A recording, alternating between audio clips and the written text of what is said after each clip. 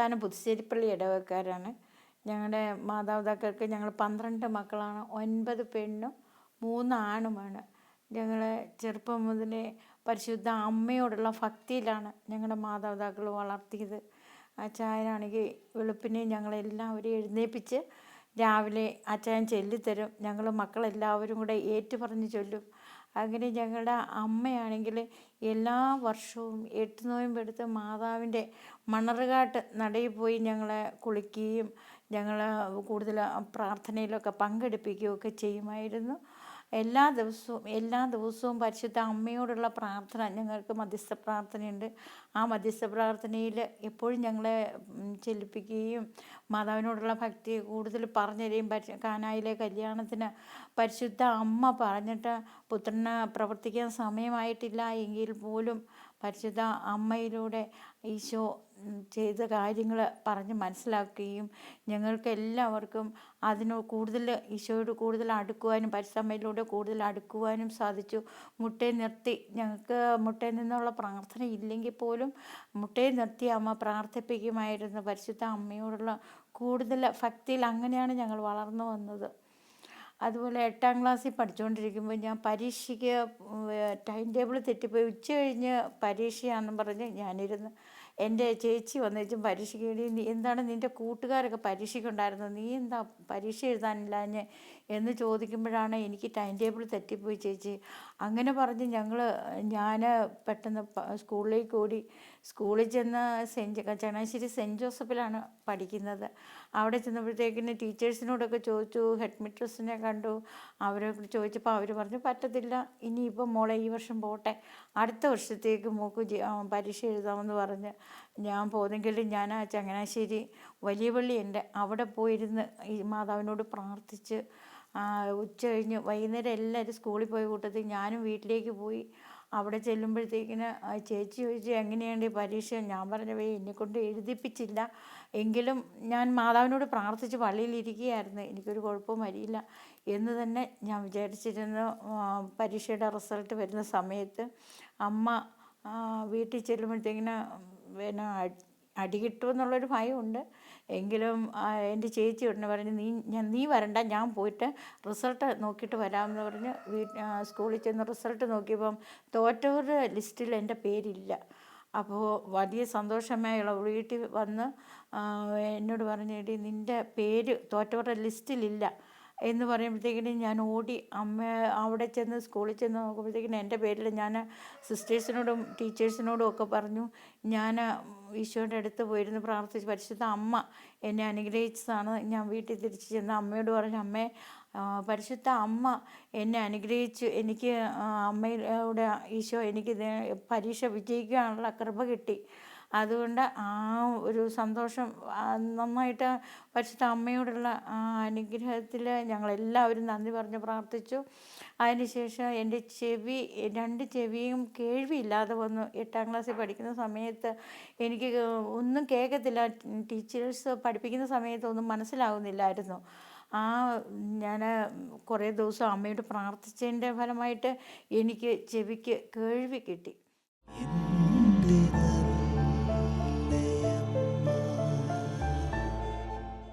ഞാൻ ജ്ഞാനായ യാക്കോബക്കാരിയാണ്. എന്നെ വിവാഹം കഴിപ്പിച്ചത് വെളിയനാട് മിഖായേൽ പള്ളി ഇടവക ജ്ഞാനായ കത്തോലിക്കിലേക്കാണ്. ജപമാല എന്ന് പറയുന്ന വിവാഹശേഷമാണ്. ഞങ്ങൾ പരിശുദ്ധ അമ്മയോട് കൂടുതലും ഭക്തിയുള്ളവരായിരുന്നു. അങ്ങനെ വളർന്നതാണെങ്കിലും ജപമാല എന്ന് പറയുന്നത് വിവാഹശേഷമാണ് പരിചയപ്പെടുന്നത്. വിവാഹശേഷമാണ് ഞാൻ ജപമാല ചെല്ലാൻ തുടങ്ങിയത്. 4 അബോർഷനായതിനു ശേഷം ഡോക്ടർ പറഞ്ഞു, വിധി എഴുതി ഇനി എനിക്ക് കുട്ടികളുണ്ടാകില്ല എന്ന് വിധി എഴുതിയതിൻ്റെ അടിസ്ഥാനത്തിൽ ഞാൻ ഒരു ദിവസം ഈ ജപമാല ചൊല്ലി പ്രാർത്ഥിച്ചുകൊണ്ടിരിക്കുന്ന സമയത്ത് അമ്മ എന്നോട് പറയുന്നു, ഒരു കുഞ്ഞിനെ വേണം, 3 കുഞ്ഞിനെ വേണമെന്ന് എന്നോട് ചോദിക്കുന്നു. ഞാൻ അമ്മയോട് പറഞ്ഞു, എനിക്ക് 3 കുഞ്ഞുങ്ങളെ തരണം അമ്മേ എന്ന് പറഞ്ഞ് ആദ്യത്തെ കുഞ്ഞുണ്ടായ സമയത്ത് ഞാൻ പൂർണ്ണമായിട്ടും ബെഡ് റെസ്റ്റാണ് എനിക്ക് പറഞ്ഞത്. ആ സമയത്ത് അമ്മയോട് എപ്പോഴും പ്രാർത്ഥിച്ചുകൊണ്ടിരിക്കുകയും പൂർണ്ണമായിട്ടും ഒരു ബൈബിൾ ഫുള്ള് ആ സമയത്താണ് ഞാൻ വായിക്കുകയും ചെയ്ത്. ആ മകളെ 1.5 വയസ്സുള്ളപ്പോഴത്തേക്കിന് ഞാൻ രണ്ടാമത്തെ പ്രഗ്നൻ്റായി, 4 മാസം പ്രഗ്നൻ്റായി. അന്ന് ഞാൻ 7 കര ആ കുഞ്ഞിനെ വയറ്റിലിട്ടുകൊണ്ട് ഞാൻ 7 കര തെണ്ടി വേളാങ്കണ്ണിക്ക് കുഞ്ഞിനെ കൊണ്ട് പോവുമായിരുന്നു. എൻ്റെ ചേച്ചി അന്ന് പ്രഗ്നൻ്റാണ്. അവൾ എന്നോട് പറഞ്ഞു, അവൾക്ക് മൂത്ത 2 ആൺകുട്ടികളാണ്, ഇളയ ഒരു പെൺകുഞ്ഞിനെ തരണം എന്ന് അമ്മയോട് പറയണം, എനിക്കൊരു ആൺകുഞ്ഞിനെയും ചോദിക്കാൻ പറഞ്ഞ് ഞാൻ അവിടെ ചെന്ന് അമ്മയുടെ നടയിൽ വേളാങ്കണ്ണിക്ക് പോയിട്ട് അമ്മയോട് പറഞ്ഞു, അമ്മേ എനിക്ക് ഒരു ആൺകുഞ്ഞിനെയും എൻ്റെ ചേച്ചിക്ക് ഒരു പെൺകുഞ്ഞിനെയും കൊടുക്കണമെന്ന്. ആ മകനെ സിസേറിയൻ ചെയ്യാനായിട്ട് തിയേറ്ററിലേക്ക് കയറ്റുന്ന സമയത്ത് ഡോക്ടർ പറഞ്ഞു, ഇനി പ്രസവം ഒന്നും നടക്കാൻ പാടില്ല, സിസേറിയനും പറ്റത്തില്ല, ഈ സിസേറിയനോടുകൂടി എനിക്ക് പ്രസവം നിർത്തുകയാണ് എന്ന് പറഞ്ഞ് ഞാൻ അന്ന് ആ സമയത്ത് അമ്മയോട് പറഞ്ഞു, അമ്മ എനിക്ക് 3 മക്കളെ തരാമെന്ന് പറഞ്ഞിട്ട് 2 കുഞ്ഞുങ്ങളെ കൊണ്ട് പ്രസവം നിർത്തുകയാണല്ലോ എന്ന് പറയുമ്പോഴത്തേക്കിന് പറഞ്ഞുകൊണ്ടാണ് തിയേറ്ററിലേക്ക് കയറ്റുന്നത്.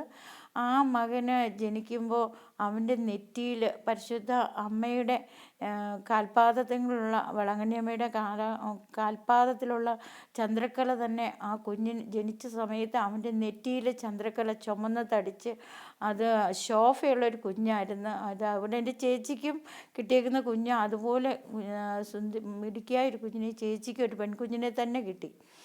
അത് കഴിഞ്ഞിട്ട് ഈ 1 വർഷം കഴിഞ്ഞപ്പോഴത്തേക്കിനും എനിക്ക് വീണ്ടും പ്രശ്നം എന്തോ സംശയം തോന്നിയിട്ട് 1 വർഷം കഴിഞ്ഞ് സമയത്ത് അമ്മ പറഞ്ഞു, ഡോക്ടറെ കാണാമെന്ന് പറഞ്ഞു. ഡോക്ടറെ കാണുമ്പോൾ ആ പ്രസവം നടത്തിയ ഡോക്ടർ പറഞ്ഞു, എനിക്ക് വയറ്റിൽ മുഴയാണ്, ചങ്ങനാശ്ശേരി ഗവൺമെൻറ് ആശുപത്രിയിലാണ് എനിക്ക് സിസേറിയൻ ചെയ്തത്.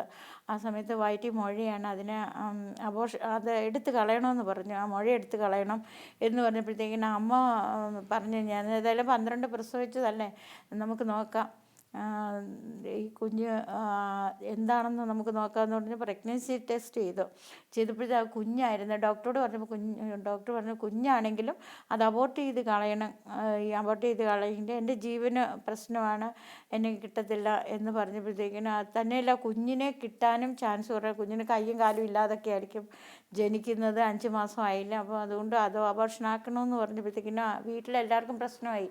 ആ കുഞ്ഞിനെ അബോർഷനാക്കണമെങ്കിൽ എനിക്ക് എന്തെങ്കിലും സംഭവിച്ചാലോ എന്ന് കരുതി വീട്ടിൽ എൻ്റെ ഹസ്ബൻഡിൻ്റെ അമ്മയും എല്ലാം കൂടെ അബോർഷനാക്കിയേ പറ്റുള്ളൂ എന്ന് പറഞ്ഞു. ഞങ്ങൾ നേരെ ഗവൺമെൻറ് ആശുപത്രിയിൽ കൊണ്ടുപോയി എന്നെ അഡ്മിറ്റ് ചെയ്ത സമയത്ത് ഡോക്ടർ എൻ്റെ ജീവിത പങ്കാളിയോട് സംസാരിച്ചു. അകത്ത് കുഞ്ഞിനെ ഇഞ്ചക്ഷൻ ചെയ്ത് കൊന്നിട്ട് കട്ട് ചെയ്ത് കളയണമെന്ന് പറയുന്നത് കേട്ടപ്പോഴത്തേക്കിന് ഞാൻ പുള്ളിക്കാരനെ വീട്ടിലേക്ക് പോയി. എനിക്ക് വേണ്ടി ബാക്കിയുള്ള കാര്യങ്ങളൊക്കെ അറേഞ്ച് ചെയ്യാൻ വേണ്ടി പോയ സമയത്ത് എൻ്റെ വീട് ചങ്ങനാശ്ശേരി ഫാത്തിമാപുരത്താണ്. ഞാൻ ഒരു ഓട്ടോ പിടിച്ച് അവിടുന്ന് വീട്ടിലേക്ക് പോയി. അമ്മ അവിടെ ചെന്നപ്പോൾ അമ്മ പറഞ്ഞു, നീ അബോർഷനാക്കൊന്നും വേണ്ട, നീ മരിച്ചു പോണേ പൊക്കോട്ടെ, അമ്മ തരുന്ന അമ്മ ഒരിക്കലും നിനക്കത് വരുത്തുകയില്ല, വന്നാൽ തന്നെ എൻ്റെ മോളെ 3 മക്കളെ ഞാൻ വളർത്തിക്കോളാം, മോനും മരിച്ചാലും കുഴപ്പമില്ല എന്ന് പറഞ്ഞു. എൻ്റെ ഹസ്ബൻഡ് തിരക്കി വന്നപ്പോഴത്തേക്കിന് അമ്മ പറഞ്ഞു, ഇനി നീ കൊച്ചിനെ കൊണ്ടുപോകണ്ട. 8 മാസം കഴിഞ്ഞാണ് എന്നെ പിന്നെ ഹസ്ബൻഡിൻ്റെ വീട്ടിലേക്ക് വിട്ടത്. അവിടെ ചെന്ന് കുഞ്ഞിനെ ഓപ്പറേഷൻ ചെയ്ത് എടുക്കുന്ന സമയത്ത് വെറും 1,800 തൂക്കമുള്ളായിരുന്നു ആ കുഞ്ഞിന്. ആ മകള് ഇപ്പോൾ അതിന് ശേഷം അവൾ കുറച്ചുകൂടെയൊക്കെ ബെറ്ററായത് വളരെ കുറേ മാസങ്ങൾക്ക് ശേഷമാണ് അവൾ ഒന്നുകൂടെ മിടുക്കിയായിട്ട് വന്നതും ഒക്കെ. ആ മകനെയും കൊണ്ട് ഈ 3 കുഞ്ഞുങ്ങളും അമ്മയുടെ ചെറുപ്പം മുതലേ അമ്മയുടെ കൃപയിലും അമ്മയുടെ പ്രാർത്ഥനയിലുമാണ് ഞാൻ വളർത്തിക്കൊണ്ട് വന്നത്. ആ കുഞ്ഞുങ്ങൾ ഓരോ ജപമാല ചൊല്ലി ചെറുപ്പം മുതലേ ആ കുഞ്ഞുങ്ങൾ ജപമാല ചൊല്ലി പ്രാർത്ഥിക്കുകയും പരിശുദ്ധ അമ്മയുടെ ഈശോയുടെയും പ്രാർത്ഥന ഈ ഫോട്ടോസ് അതെടുത്ത് പുസ്തകത്തിലൊക്കെ വെച്ച് അതിൽ മുത്തിയാണ് ചൊല്ലിക്കൊണ്ട് പ്രാർത്ഥന ചൊല്ലുകയും അമ്മയോട് പ്രാർത്ഥിക്കുകയും ജപമാല ചൊല്ലുകയും ചെയ്ത് കുഞ്ഞുങ്ങളെല്ലാം 1ാം റാങ്ക് സ്കൂളിൽ അവർ പഠിച്ച സ്കൂളിൽ 1ാം റാങ്ക് മേടിക്കുകയും ചെയ്തു. ആ കുഞ്ഞുങ്ങൾക്ക് ഒരുപാട് അനുഗ്രഹം പരിശുദ്ധ അമ്മയിലൂടെ സംസാരിക്കാൻ മറ്റുള്ളവരോട് ആണെങ്കിലും പരിശുദ്ധ അമ്മയോട് കുഞ്ഞുങ്ങൾ സ്വന്തം അനുഭവങ്ങൾ പറഞ്ഞിട്ട് പരിശുദ്ധ അമ്മയിലൂടെ ഒരുപാട് കൃപകൾ അവർക്കും ലഭിച്ചിട്ടുണ്ട്.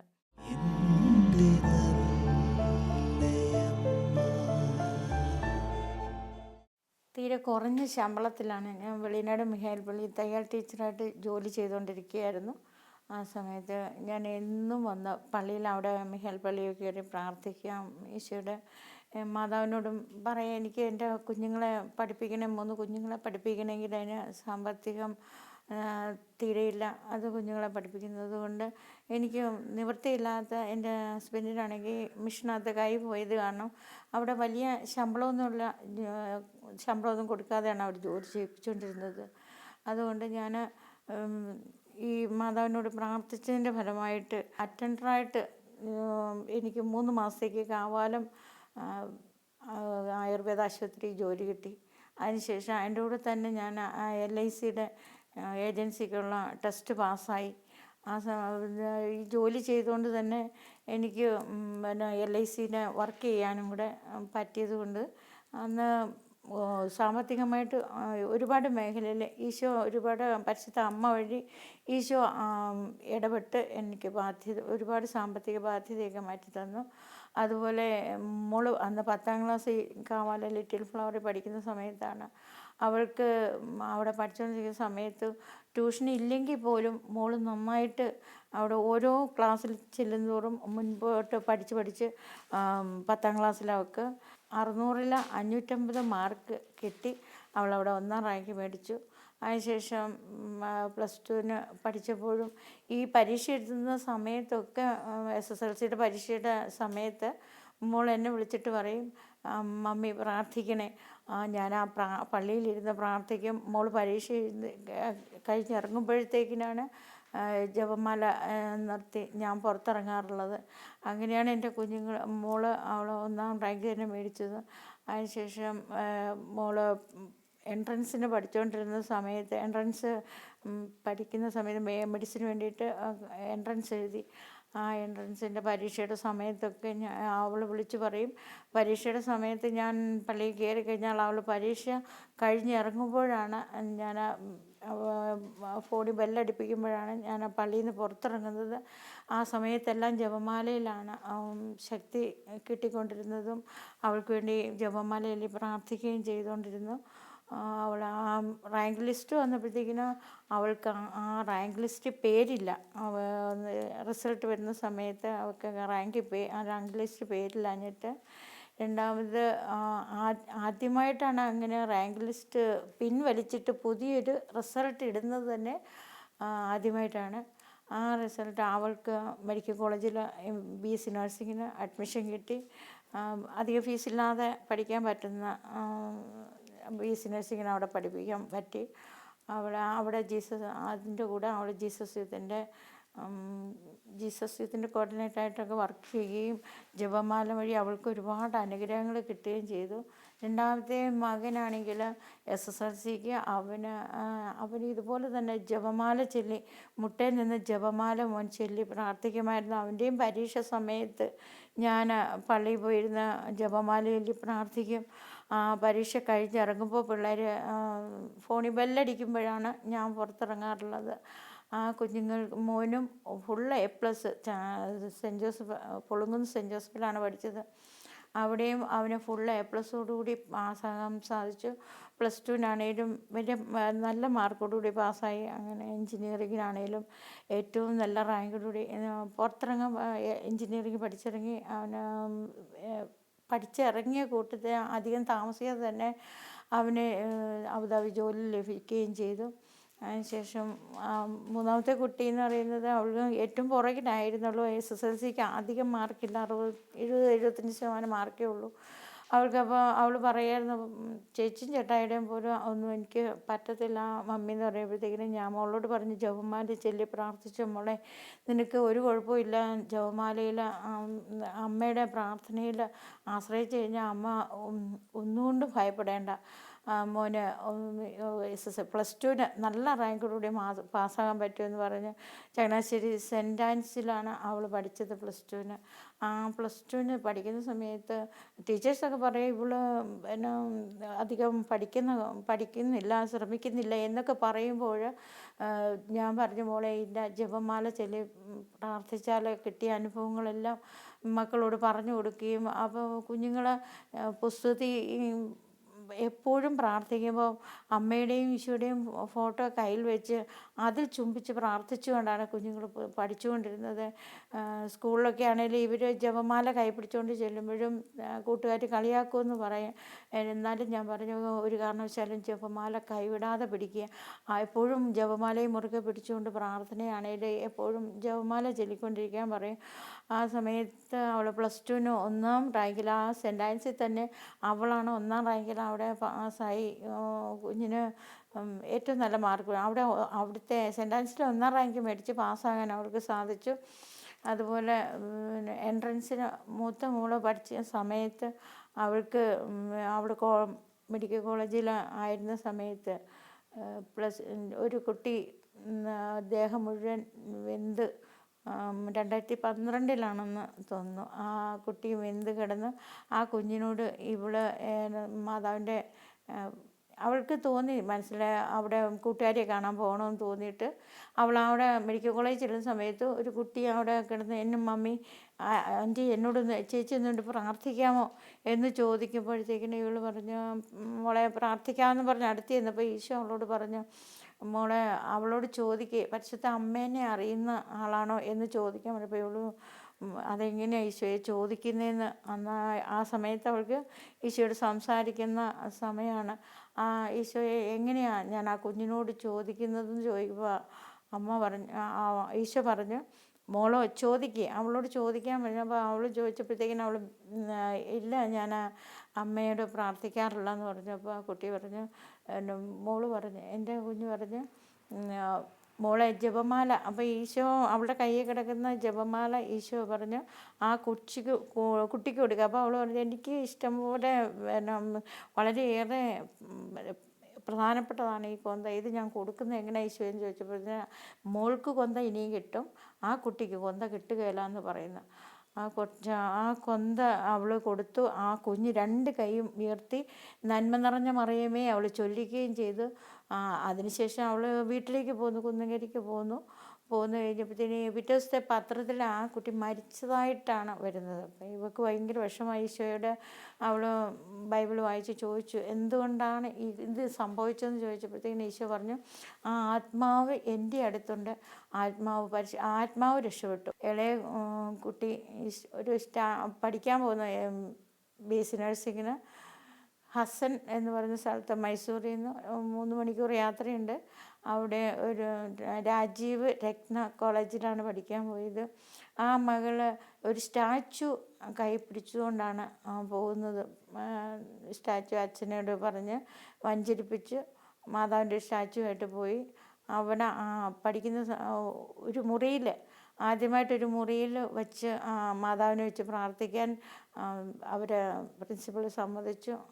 അതിനുശേഷം ആ മുറിയിൽ നിന്ന് അതൊരു വലിയ ഹോളിലേക്ക് ഒരു ഇടവകയായിട്ട് തന്നെ അമ്മ വഴി അവിടെ ഒരു ഇടവകയായിട്ട് ആ കോളേജ് മാറി. ഇപ്പോൾ അവിടെ സിസ്റ്റേഴ്സും അച്ഛന്മാരും ഒക്കെയാണ് കുട്ടികളെ എടുക്കുന്നത്. ആദ്യം കുറച്ച് അംഗങ്ങൾ 10-17 അംഗങ്ങളുള്ള കുട്ടികൾ 10-17 കുട്ടികളൊക്കെ കാണുള്ളായിരുന്നു അവിടെ പഠിക്കാനായിട്ട്. രാജീവിൽ 60-50 പിള്ളേരൊക്കെ കാണും. രത്ന കോളേജിൽ 17 കുട്ടികളൊക്കെ ഉള്ളായിരുന്നു. പക്ഷേ അതിപ്പോൾ അത് നേരത്തെ തന്നെ എല്ലാ കുട്ടികളും ഫുൾ സീറ്റും തികഞ്ഞ് അവിടെ പരിശുദ്ധ അമ്മ വഴി അവർക്ക് അത്രയും അനുഗ്രഹം കിട്ടിക്കഴിഞ്ഞു. ഇപ്പോഴാണേലും പിള്ളേർ ഓരോ അനുഭവങ്ങൾ വരുമ്പോഴത്തേക്കിനും എന്തെങ്കിലും ഒരു പ്രശ്നം വന്നാൽ ഉടനെ എന്നോട് വിളിച്ച് പറയും, ഞാൻ മാതാവിൻ്റെ ജപമാല ചൊല്ലും.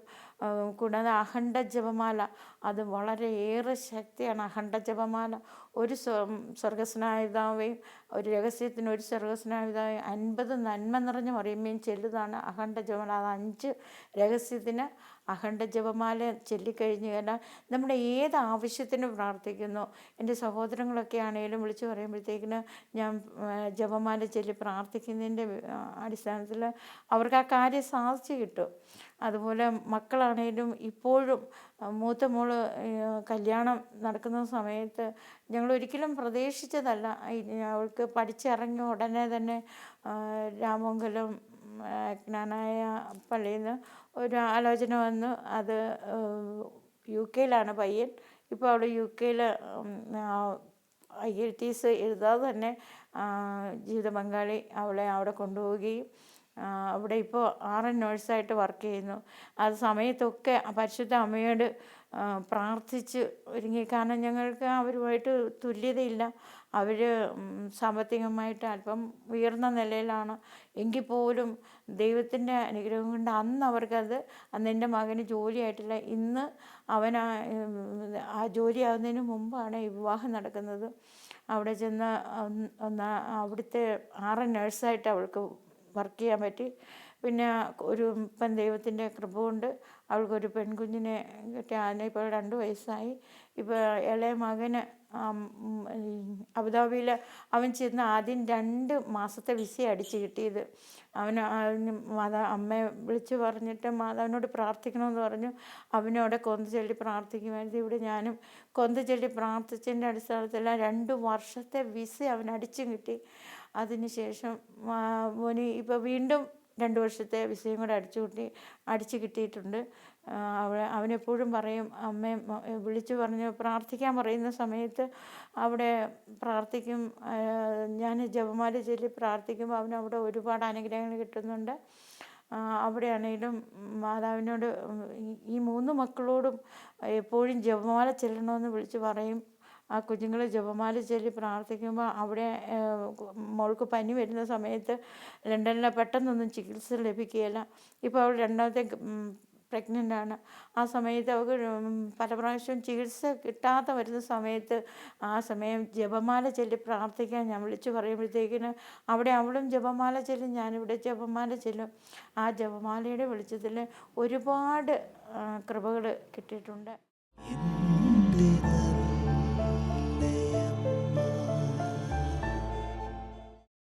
പരിശുദ്ധ അമ്മയിലൂടെ ഒരുപാട് അനുഗ്രഹങ്ങൾ നമുക്ക് ലഭിക്കും.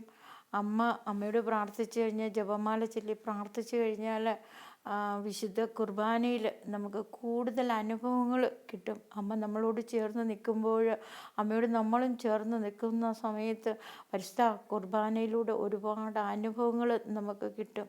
പരിശുദ്ധ കുർബാനയെന്ന് പറയുന്നത് നമ്മൾ ആ കർത്താവിൻ്റെ പീഡാസഹനങ്ങൾ വീണ്ടും നടക്കുന്ന ആ സമയത്ത് അമ്മ നമ്മുടെ കൂടെ നിൽക്കുന്നതായിട്ടുള്ള അനുഭവം നമുക്ക് വരും. പരിശുദ്ധ ജപമാല ചൊല്ലി പ്രാർത്ഥിക്കുന്നതാണ് എത്രയും നല്ലത്. കാരണം ഓരോ നിമിഷവും ജപമാല ചെല്ലുന്ന സമയത്ത് പരിശുദ്ധ അമ്മ നമ്മുടെ കൂടെ നിന്ന് പുത്രനെയും കൊണ്ട് വന്ന് നമ്മൾക്ക് വേണ്ടി അമ്മ നമ്മുടെ കാര്യങ്ങളെല്ലാം അമ്മ തന്നെ പുത്രനോട് പറഞ്ഞ്, കാനായിലെ കല്യാണത്തിന് അമ്മ പുത്രനോട് പറഞ്ഞതുപോലെ തന്നെ ഇന്നും അമ്മ നമ്മൾക്ക് വേണ്ടി മാധ്യസ്ഥം വഹിച്ച് നമ്മുടെ കൂടെ നിൽക്കുകയാണ്. എന്താവശ്യമുണ്ടെങ്കിലും പരിശുദ്ധ അമ്മയോട് ചേർന്ന് നിന്ന് ജപമാല ചെല്ലുന്നവർക്ക് തീർച്ചയായിട്ടും അതിനുള്ള എല്ലാ അനുഗ്രഹങ്ങളും കൃപകളും കിട്ടും. അതിന് വ്യക്തമായി എനിക്ക് പല പല അനുഭവങ്ങളിൽ കൂടിയാണ് ഞാൻ സംസാരിക്കുന്നത്. എൻ്റെ ദൈവത്തിൻ്റെ അനുഗ്രഹവും പരിശുദ്ധ അമ്മയിലൂടെ തന്നെ ഒരുപാട് കൃപകൾ ലഭിച്ച ഒരു മകളാണ് ഞാൻ.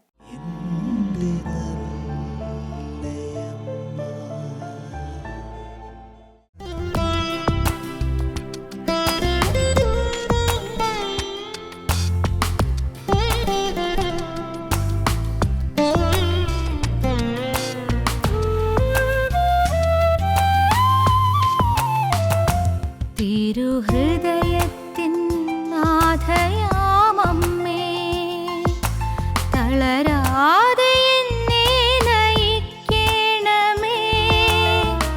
ജീവിതക്ലേശത്താൽ ഉള്ളം തളരുമ്പോൾ അമ്മേ താങ്ങായി നിൽക്കണമേ. തിരുഹൃദയത്തിൻ നാഥയാമമ്മേ, തളരാതെ എന്നെ നയിക്കണമേ. ജീവിതക്ലേശത്താൽ ഉള്ളം തളരുമ്പോൾ അമ്മേ താങ്ങ